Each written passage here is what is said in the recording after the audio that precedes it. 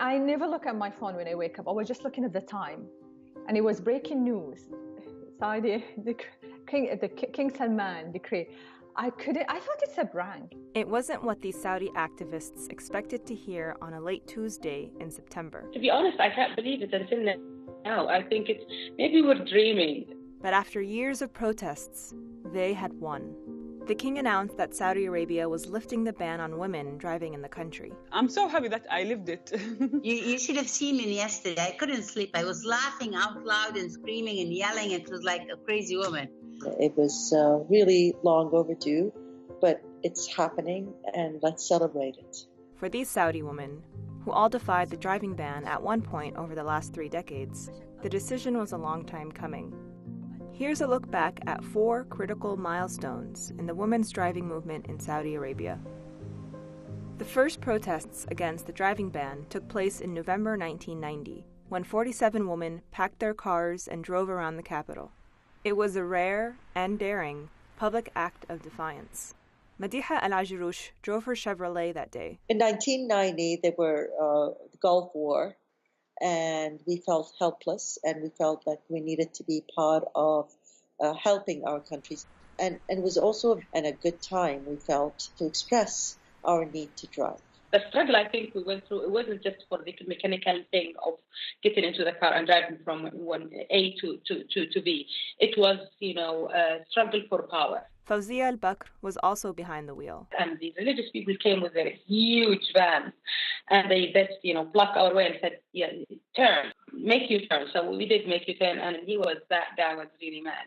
And he said, oh, I'm going to kill you. I wish I could kill you because you're destroying our society, you're destroying our women. A lot of us were scared. We were aware of the magnitude of our action. Nevertheless, we did take that big step. The backlash was immediate. The Interior Ministry argued that women driving contradicted Islamic society and harmed the sanctity of women. It went on to stress that women were strictly not allowed to drive. At least half a dozen women lost their teaching jobs. Others were told to keep a low profile. A leaflet with the names of the women was anonymously distributed throughout Saudi society. It was titled, "The Name of the Fallen Women, the Advocates of Vice and Corruption on Earth." The harsh response curbed public acts of defiance for nearly 2 decades. It took nearly 21 years for another large-scale campaign to kick in. The year was 2011. And the Arab Spring was raging across the Middle East. Activist Manal al-Sharif seized the opportunity. She became the face of a national campaign encouraging even more women to get behind the wheel. With the social media, really, with the help of social media, people use it to get reconnected with their friends. We use it to start revolutions and social revolutions like this one. In May that year, Manal drove her car twice. For that, she was arrested at her home in the middle of the night. She spent 9 days in jail. It's like we went back in time 21 years because the reaction was the same. Instead of being against 47 women, the same reaction was against one person. That was me. Nothing really provoked the society, especially the extremists, more than the sight of a woman behind the driving wheel. 2 years later, in 2013, dozens took part in yet another nationwide campaign. This time, women were encouraged to post videos of their acts of defiance online. Sahar Nassif was one of these women. She says her goal was to actually get arrested. Doing that would bring more attention to the cause. I never feared for my safety when I was driving, and I drove 5 times. The major time was on King Road, and I was stopped by 7 police cars like I was a drug dealer. I had a bag with me, and I had my cream, a few change like clothes for 3 days because I expected to be in prison for 3 days. But that never happened.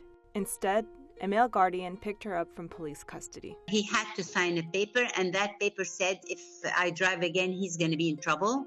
My son or anybody they're going to take the blame because I'm helpless. The other thing I had to sign too, promising that I'll never drive again. أهلاً معكم لجان الهذلول. أنا الآن في طريق One of the most notable protests in the history of driving activism happened in 2014. It began when social media activist Lujain al-Hadloul tried to drive a car across the Saudi border from the United Arab Emirates. Dubai-based activist Maysa al-Amoudi felt compelled to meet Lujain at the border with supplies. I didn't imagine that anything bad will happen for me, because I know that I'm going just to give her some stuff and I'm coming back. I'm not going to stay on the border, and everything was different. They were both arrested. They served 73 days in jail, and they were barred from traveling for 9 months. I think if the government didn't do this, the women could continue asking for the right and doing more movements. And this is something a bit not good, very good for the Saudi Arabia image in the world. This is not normal that two women spend 2 months and a half in the jail just because of driving. Saudi women won't be able to get behind the wheel until June of 2018. But already, the decision has activists wondering what's next for women's rights in the country. The structure of the society, which is also based on segregation, it will actually change a whole lot. So we're looking at change within the structure of the family, change within the social structure. I'd say what's next is the government recognize me as a full citizen by naming an age where I become an adult. That explicitly means ending or abolishing the male guardianship in my country. Right now, I'm going to try to go and check the Mustang, convertible Mustang, and see if I can buy it through installments. And it's all fun until I get to do all the errands. It's no fun at all. But still, it's a choice.